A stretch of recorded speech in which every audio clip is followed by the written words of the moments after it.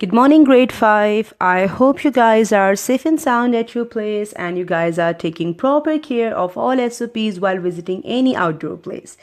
Well, students, today we are going to start our lecture number 11 and the topic name is Major Historical Events. Well, grade 5, I hope and pray this lecture finds you at the best of your health and spirit. Before we start our today's lecture, for better understanding, it is very essential to discuss the recap of all previous lectures. Well, guys, I have delivered 5 lectures on the topic major historical events, and this one is going to be your 6th lecture. It's mean we have discussed all major historical events which led to the creation of Pakistan. Firstly, we have talked about the War of Independence. I have told you that War of Independence is an important turning point in the history of subcontinent. And guys, this war was fought in 1857 by the Indians against the British rule in order to get rid of their domination. And guys, this war was a big failure. Well, we have also talked about two-nation theory. I have told you that two-nation theory means that Muslims and Hindus of the subcontinent are two separate nations, and it isn't possible for them, to stand at one place under one roof.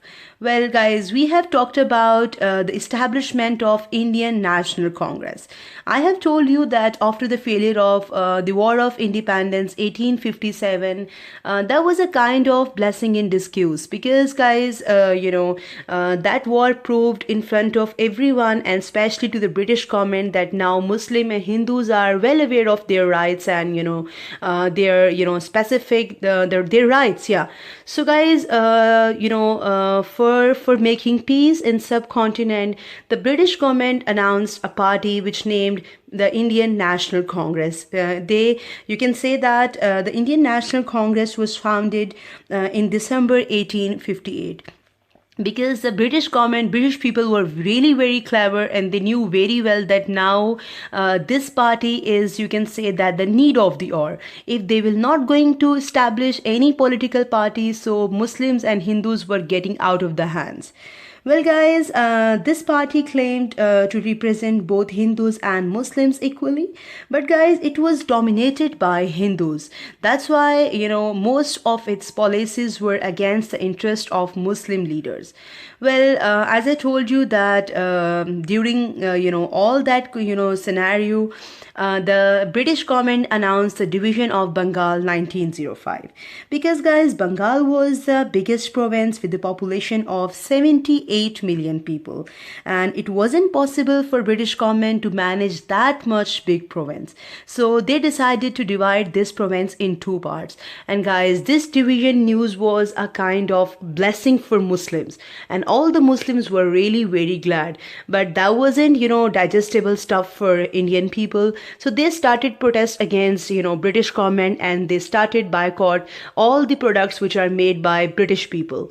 So that was a kind of economy collapse for British people. So they cancelled that division right in 1911. Well, guys, the next major historical event which happened, that was, the All India Muslim League establishment. Well, students, as I told you that to protect the rights of and interest of the Muslims in 1906, Nawab Samiullah, Nawab Mohsinul Mulk and Nawab Waqarul Mulk and other Muslim leaders set up the party which was, specifically made to represent the feelings and you can say that emotions of Muslim people towards British government. Well, students, between all that thing, the major, Khilafat movement happened in subcontinent. As I told you that when World War I was won by allies mainly Britain and France, the Muslims were afraid that, maybe the British people may destroy Khilafat in Turkey because Turkey supported the enemies of British people. Right, so and British won the war. The World War I was won by British people and the allies which helped British to win the war. Well, that was a kind of, you can say that, alarming situation for the Muslims. So they started movement against, the British people to protect Khilafat in Turkey. Well, students, the Ali brothers, Maulana Muhammad Ali Johar, and not Maulana Muhammad Ali Johar. The Ali brothers, Maulana Muhammad Ali and Maulana Shaukat Ali, guys, started this Khilafat movement to stop British people from destroying Khilafat in Turkey. Okay, so the next major historical event which happened in subcontinent, that was the Allahabad address of Allama Muhammad Iqbal. Well, students, this event took place in 1930, and this was such a biggest historical, historical landmark in the history of subcontinent.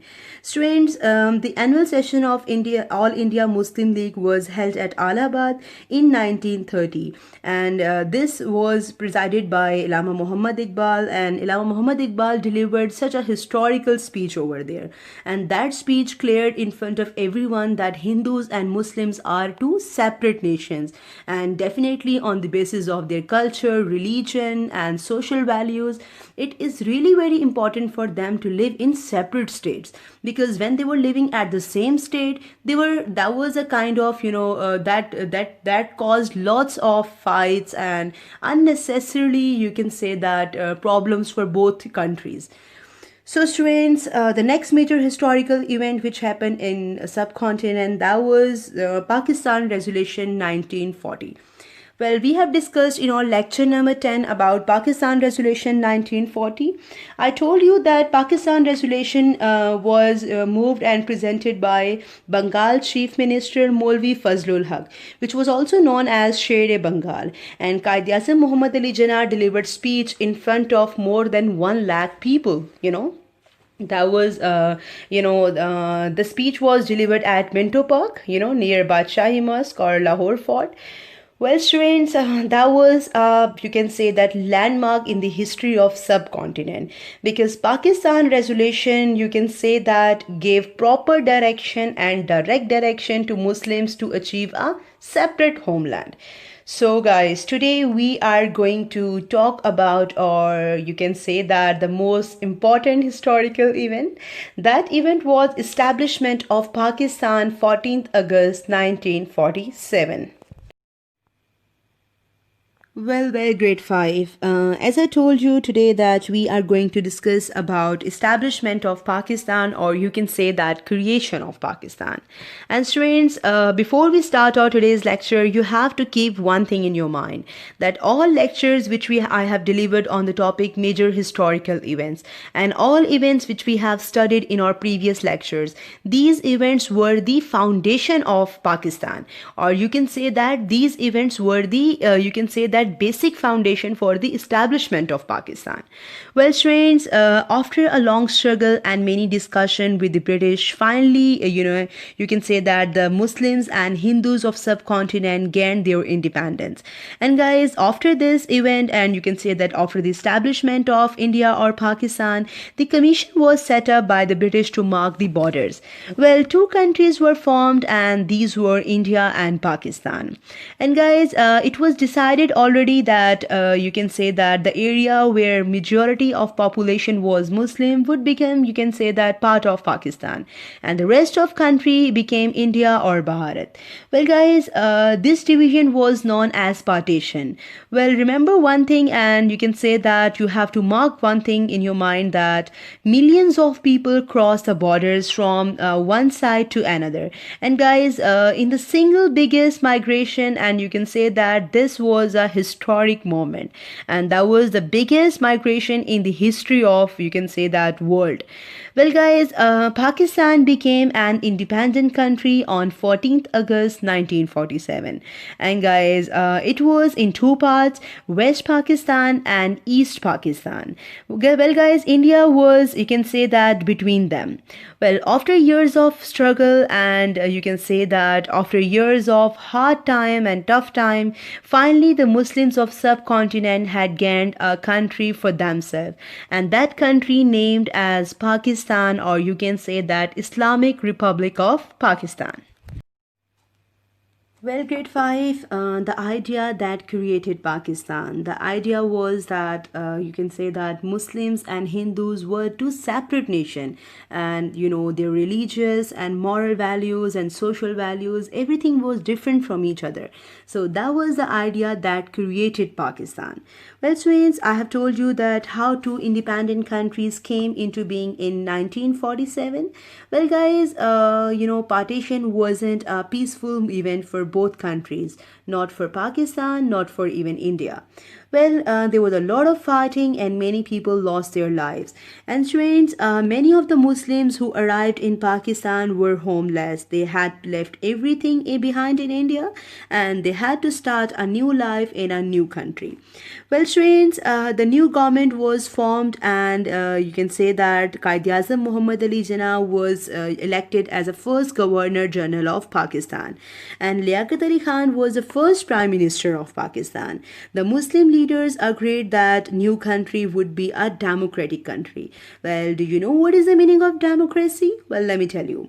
Well, friends, in a democracy, people elect a government for of their choice, and you can say that with the help of votes, they elect their government.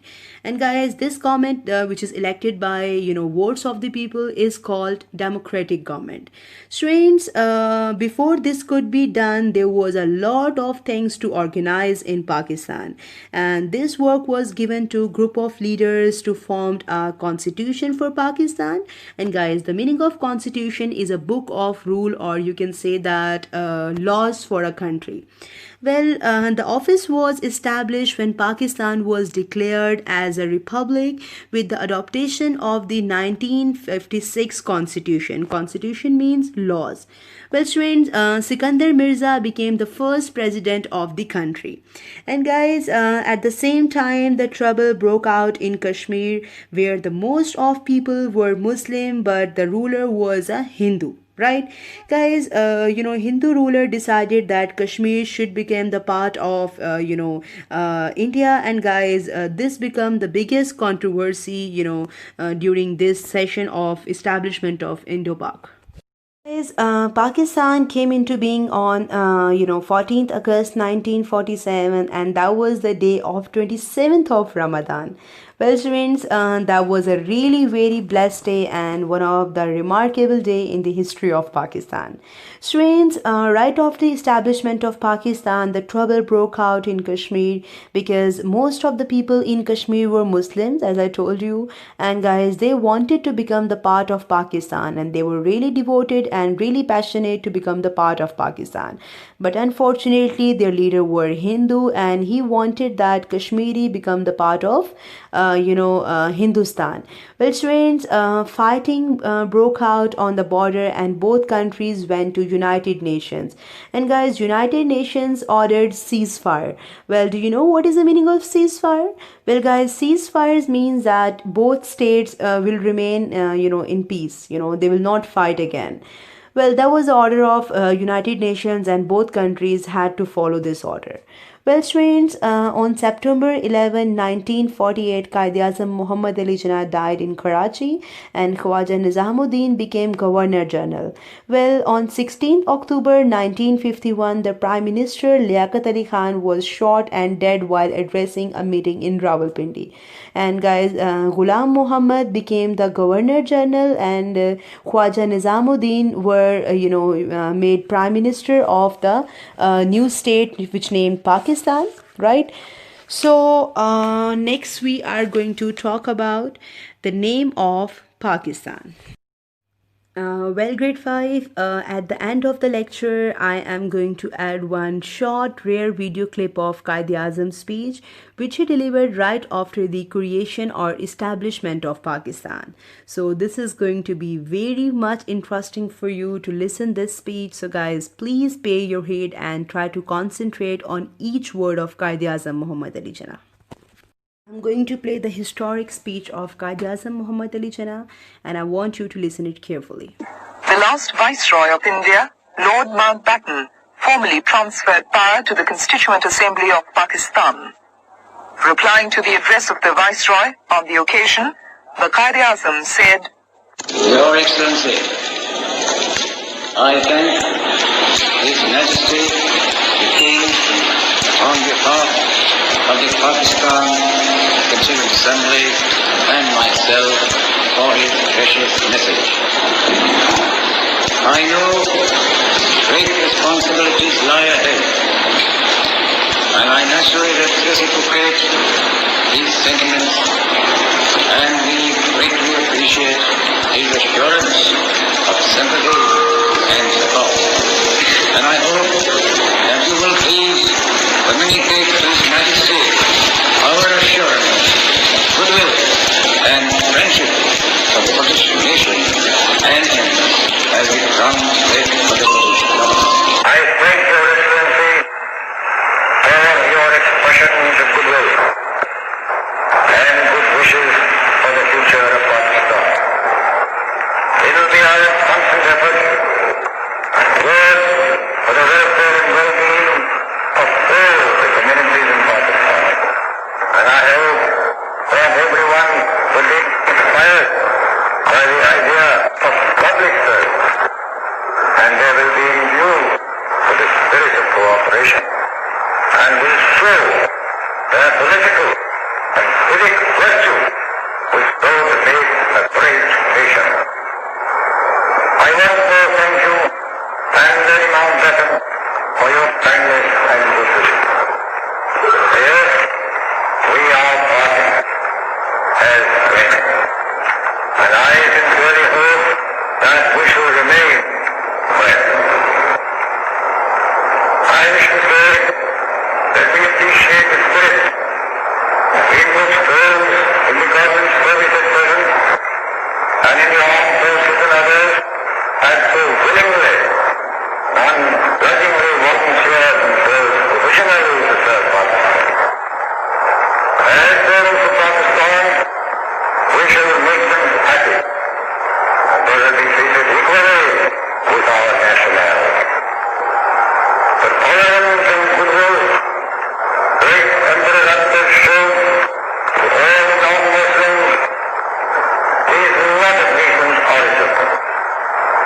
It dates back 13 centuries ago, when our Prophet, not only by word, but by deed, treated the Jews and Christians handsomely after he had conquered them. He showed to them utmost tolerance and regard and respect for their faith and belief. The whole history of Muslims, wherever they rule, is replete with those humane and great principles, and which should be followed and practiced by us.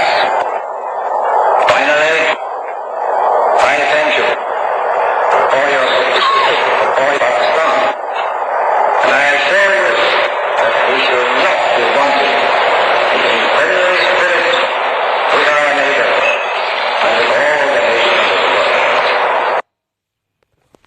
world. We have discussed the creation of Pakistan and all the hardships which faced by both Indian and Muslim people. Well, let's talk about the name of Pakistan. Well, guys, as I told you that Pakistan came into being on 14th August 1947, and that was 27th of Ramadan, and that was a kind of miracle, as you can say that. Well, after the Lord Mountbatten, you can say that made the transfer of power from Britain to both newly made states, which was Pakistan and India. Well, Quaid-e-Azam Muhammad Ali Jinnah declared as the first Governor General, and Liaquat Ali Khan became the first Prime Minister, and Sikandar Mirza was the first President of Pakistan. And guys, the name Pakistan was coined by Chaudhry Rahmat Ali in 1933.